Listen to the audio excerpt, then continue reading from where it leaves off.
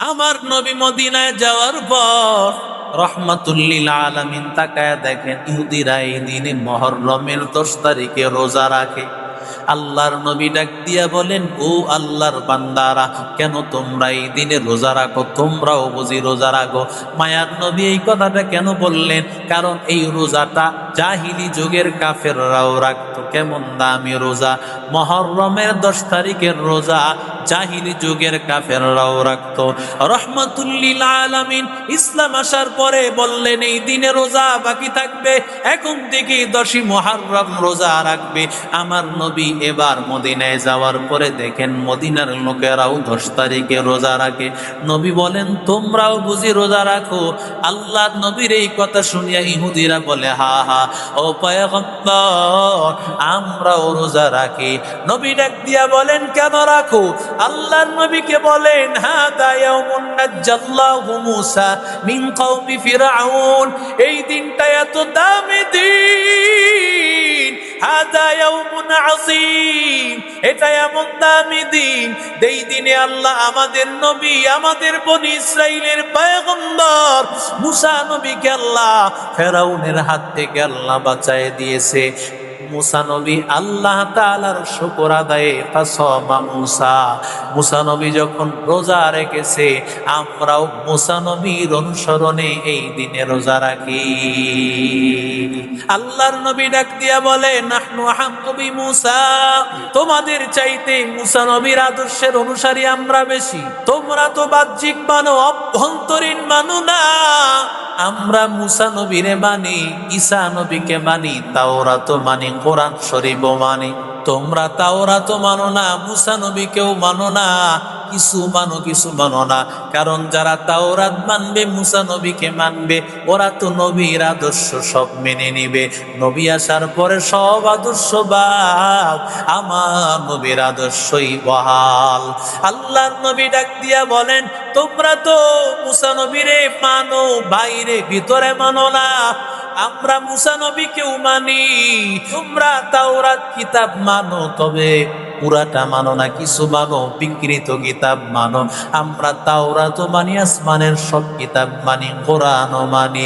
এরে আল্লাহর বান্দা, ও নবীর আশিক উম্মতের দল, আল্লাহর নবী এবার ডাক দিয়া বলেন, ও দুনিয়ার উম্মতেরা, যেহেতু আল্লাহ তাআলার বিধান হলো একদিন রোজা রাখা, আল্লাহর নবী বলেছেন ইহুদিদের বিরোধিতা কর, খালিফুল ইয়াহুদ, ইহুদিদের বিরোধিতা করো, খালিফুল ইয়াহুদ, ইহুদিদের বিরোধিতা কর। আল্লাহর নবী বলেন এই জন্যই রোজার মধ্যেও আমলের মধ্যেও বিরোধিতা। খাসুমু ক্বাবলাহু ইয়াওমান আও বা'দাহু ইয়াওমান, আগের দিন একটা পরের দিন একটা, হয়তো 3টা রোজা অথবা 2টা রোজা, একটা রাখবে না হয় 2টা, না হয় 3টা। ও আল্লাহর বান্দারা, 9 তারিখ 10 তারিখ অথবা 10 তারিখ 11 তারিখ, চাইলে 9, 10, 11 এই 3টাই রাখতে পারবে, অথবা 9, 10 অথবা 10, 11 2 দিন রাখতে পারবে। তো আল্লাহর বান্দারা, নবী বললেন ইহুদিদের বিরোধিতা করো, কারণ আল্লাহ তাআলা বলেন, লা তাত্তাখিদুল ইয়াহুদা ওয়ান নাসারা আউলিয়া বা'দুহুম আউলিয়া বা'দ, ওরা তোমাদের বন্ধু না, ওরা একজন আরেকজনের বন্ধু। ইহুদি নাসারাকে বন্ধু বানাইও না। লা তাজিদান্না আশাদ্দান নাসি আদাওয়াতাল লিল্লাযীনা আমানুল ইয়াহুদ ওয়াল্লাযীনা আশরাকু, ইহুদি এবং মুশরিকরা, নাসারারা মুসলমানদের সবচেয়ে বড় দুশমন। আরবি মাস হলো কোরআনের মাস, আরবি মাস হলো জান্নাতের মাস, আরবি মাস হলো আমার আল্লাহ তাআলার কুদরতি মাস। এই মাসটাকে মানুষ স্মরণ রাখে না, কারণ আরবি মাসে যেইভাবে ইচ্ছা সেইভাবে চলতে পারে না। আদ-দুনিয়া সিজনুল মুমিন ওয়া জান্নাতুল কাফির, দুনিয়া হলো মুমিনের জন্য জেলখানা, বেঈমানের জন্য জান্নাত। জেলখানার অর্থ আমরা ব্যাখ্যা করে থাকি, সেইখানে মনে হয় কষ্ট আর কষ্ট, আর জান্নাত মানে সুখ আর সুখ, শান্তি আর শান্তি, আরাম আর আরাম। পরে বান্দা, আসল ব্যাখ্যাটা এমন না।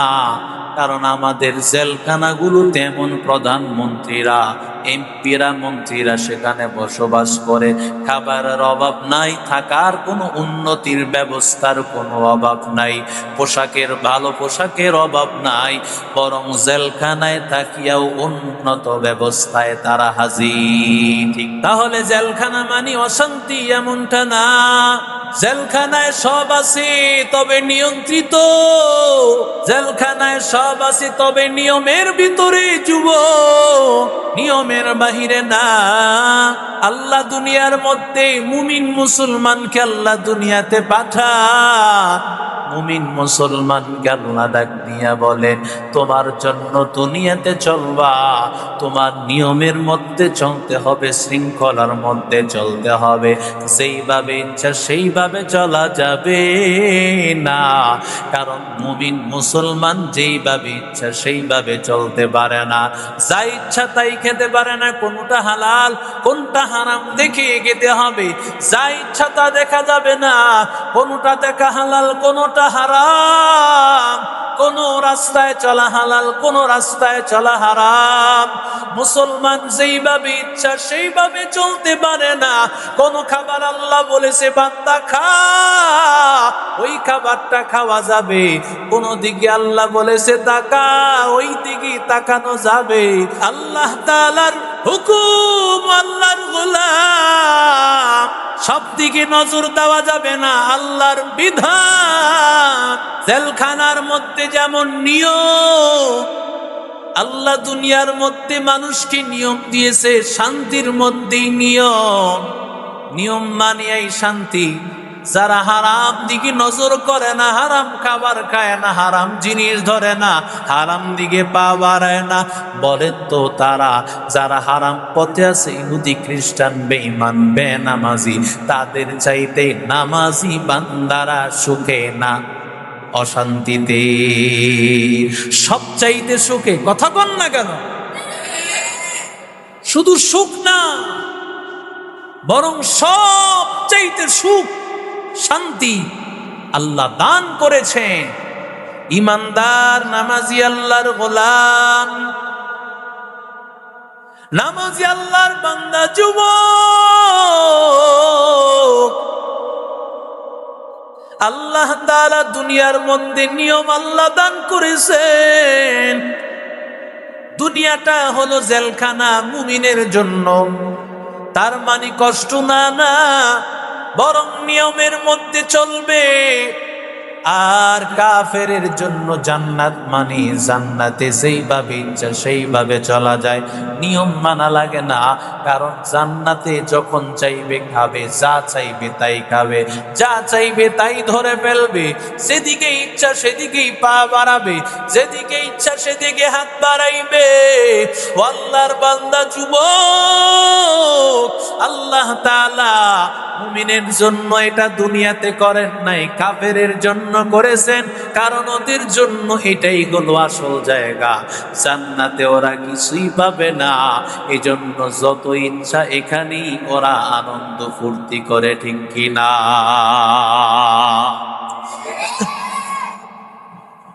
ওরা দুনিয়াতে আনন্দ করে, আখিরাতে কিছুই পাবে না। আল্লাহ মুমিনকে আখিরাতে দিবেন, দুনিয়াতে আল্লাহ নিয়মের মধ্যে দিবেন। এজন্য মুমিন, মুহররম মাস আসলে মুমিনের আনন্দ, কাফেরের আনন্দ নাই, অমুসলিমের আনন্দ নাই। কারণ ওরা যেইভাবে ইচ্ছা সেইভাবে চলতে পারবে না। কারণ আল্লাহ তাআলা মুহররম মাসের সবচাইতে বড় আমল দিয়েছেন মুসলমানের জন্য, রোজা। সুবহানাল্লাহ। রোজা মানে কি? রোজা মানে হলো দিনের বেলা থেকে সন্ধ্যাবেলা পর্যন্ত নির্দিষ্ট টাইমে জবানকে কন্ট্রোল করা, পেটকে কন্ট্রোল করা, লজ্জাস্থানটাকে হেফাজত করা। ওরে আল্লাহর বান্দা যুবক, রমজান মাসে যদি বান্দা জবানকে হেফাজত করে, পেটকে হেফাজত করে, লজ্জাস্থানটাকে হেফাজত করে, মানে তার সবকিছু কন্ট্রোল। কারণ যত অন্যায় হয় সব জবান দিয়া, পেটের কারণে, লজ্জাস্থানের কারণে। এই জন্যই তো আমার মায়ার নবী বলেছেন, মাইয়াসমিনলি বাইনা লিহিয়াইহি ওয়া বাইনা রিজলাইহি আসমান লাহুম জান্নাহ। কেউ যদি দুইটা জিনিসের জিম্মাদার হয়, এক নম্বর হলো তার জবান, দুই নম্বর হলো লজ্জাস্থান। এই দুইটার ব্যাপারে যদি জিম্মাদারি নেয়, এই দুইটাকে কন্ট্রোল করতে পারে, জবানটা দিয়ে মিথ্যা কথা বলবে না, গীবত করবে না, শিকায়াত করবে না, গালি দিবে না। আল্লাহর বান্দা যুবক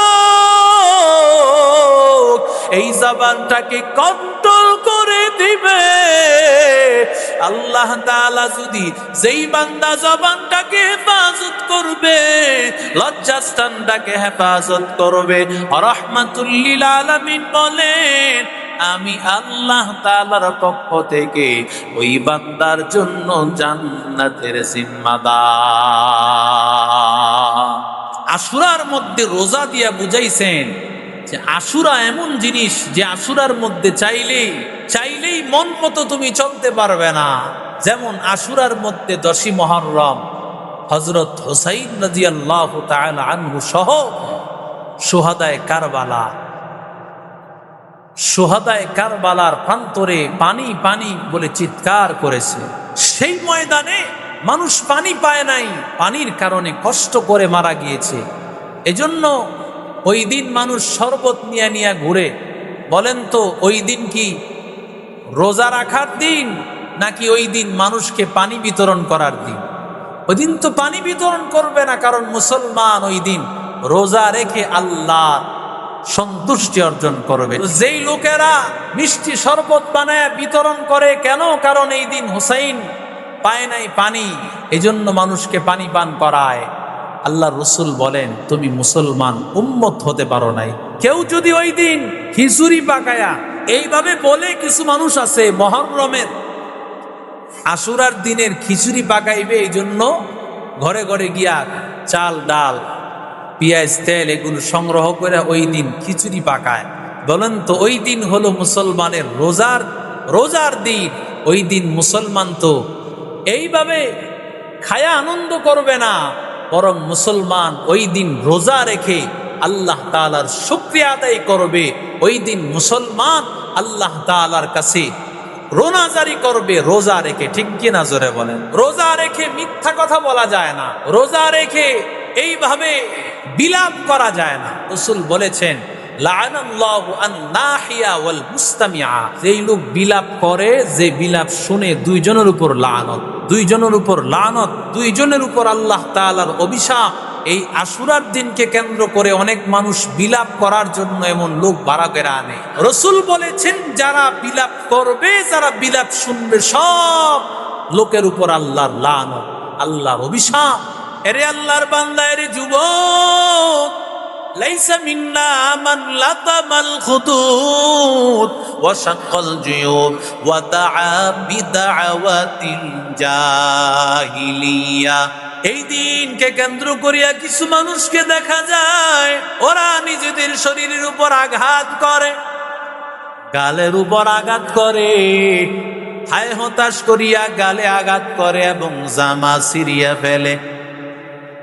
আর জাহিলি যুগের মতো হায় হতাশ করতে থাকে। রাহমাতুল লিল আলামিন বলেন, এটা উম্মতেরা আদর্শ হতে পারে না, কারণ উম্মতেরা কোনোদিন এইভাবে হায় হতাশ করিয়া কান্না করে না, জামা ছিঁড়িয়া ফেলে না, গালে আঘাত করে না, শরীরের মধ্যে আঘাত করে না। এটা কোনোদিন মুসলমানের আচরণ না, এটা ইহুদিদের আচরণ ও মুসলিমদের আচরণ। ঠিক কিনা জোরে বলেন?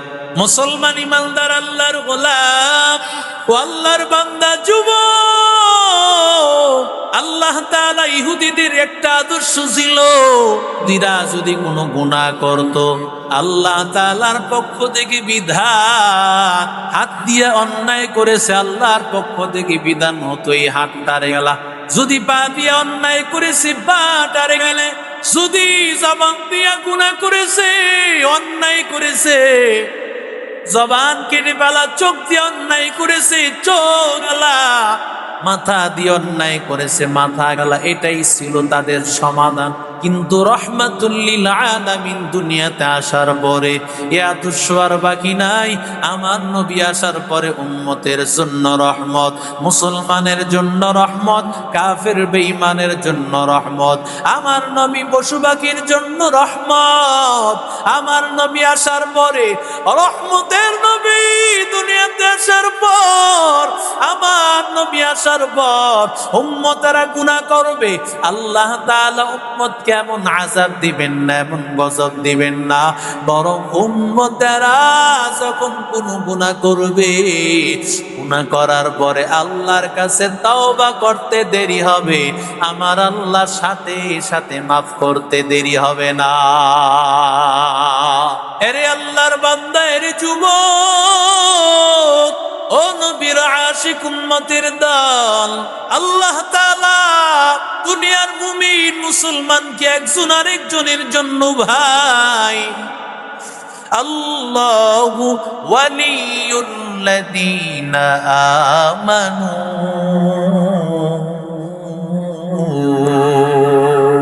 মুসলমানের মুমিনের এক নম্বর বন্ধু হলেন আল্লাহ। মুসলমানের বন্ধু হলো মুমিন। ইন্নামাল মুমিনুনা ইখওয়াতুন ফাসলিহু বাইনা আখাওয়াইকুম ওয়াত্তাকুল্লাহ। আল্লাহ তাআলা বলেন মুমিন একজন আরেকজনের ভাই। যেমন ভাবে যারা কামারের কাজ করে, কামারের কাজ করতে গিয়া দেখবেন লোহাটা বাঁকা হয়ে আছে, সোজা করে, কথা কোন ঠিক না বেঠিক? আল্লাহ বলেন একজন মুমিন আরেকজনের মুমিনের জন্য, নবী বলেন আইনা আল মুমিনু মিরাতুল মুমিন। মুমিন একজন মুমিন আরেকজনের মুমিনের জন্য আয়না। এক মুমিনের দোষ অন্য মুমিনের সামনে ধরা পড়বে, যেমন আয়নার সামনে দাঁড়াইলে দেখা যায় একজন মুমিন আরেকজন মুমিনের কখনো দোষ ধরবে না, বরং ভাই ভাই হয়ে থাকবে। আল মুসলিম আখুল মুসলিম, অন্যায় থাকলে সেটাকে ঠিক করে দিবে, মানুষের মধ্যে বলে বেড়াবে না। মুসলমানের বন্ধু মুসলমান, ইহুদি খ্রিস্টান মুসলমানের বন্ধু না। রহমাতুল লিল আলামিন মদিনায় গিয়া হাজির, মালিককে ভয় কর, আমার আল্লাহকে ভয় করিয়া আমার আল্লাহর রাস্তায় চলাফেরা করো। দুনিয়া কিছুই না রে বাবা, আমার আল্লাহ তোমার একমাত্র আপন, আমার নবী তোমার একমাত্র আপন। আমার নবীর আপন বানাইয়া কবরে যাও, রহমাতুল লিল আলামিনকে আপন বানাইয়া কবরে যাও, নবীরে নিজের আপন বানাও। ওরে আল্লাহর বান্দা যুবক, আল্লাহকে আপন বানাও, নবীর আদর্শ অনুযায়ী চল। কারণ দুনিয়ায় যতদিন বাঁচবা আল্লাহর হুকুম অনুযায়ী বাঁচবা, নবীর তরিকা অনুযায়ী বাঁচবা। ওরে আল্লাহর বান্দা, দুনিয়াতে আমার আল্লাহ তো কয়েকদিনের জন্যই পাঠাইছে। দুনিয়াতে আমার মালিক আমার আল্লাহ পাঠাইছে রে গোলাম। দুনিয়াতে বান্দা কয়দিন থাকবি? আমি আল্লাহর হুকুম অনুযায়ী চলবি, আমি আল্লাহর আদেশ অনুযায়ী চলবি, আমি আল্লাহ তাআলার হুকুম অনুযায়ী চলবি। ওরে বান্দা, আমি আল্লাহর আদর্শ মানিয়া, আমি আল্লাহর বিধান মানিয়া যখন বান্দা কবরে যাবি, চক্ষুটা বন্ধ হয়ে যাবে, সাথে সাথে আমি আল্লাহ তোর জন্য জান্নাতের দুয়ার খুলে দেব। আমি আল্লাহ ডাক দিয়া বলবো, ও বান্দা দুনিয়ায় কষ্ট করেছো, দুনিয়ায় বান্দা খাবারের কষ্ট করেছো, থাকার কষ্ট করেছো, দুনিয়ার মধ্যে মন চাহি চলো নাই, আমি আল্লাহর বিধান অনুযায়ী চলছো। আজকে আল্লাহর বান্দা আয়, আমি আল্লাহ তোরে আজকে আর কষ্ট দেব না, আমি আল্লাহ তোর জান্নাতের দরজা খুলে দিলাম। আল্লাহ বলবে বান্দা ঢোক, মা তাশতাহি আনফুসুকুম ওয়ালাকুম ফিহা ওয়ালাকুম ফিহা মা তাদউন।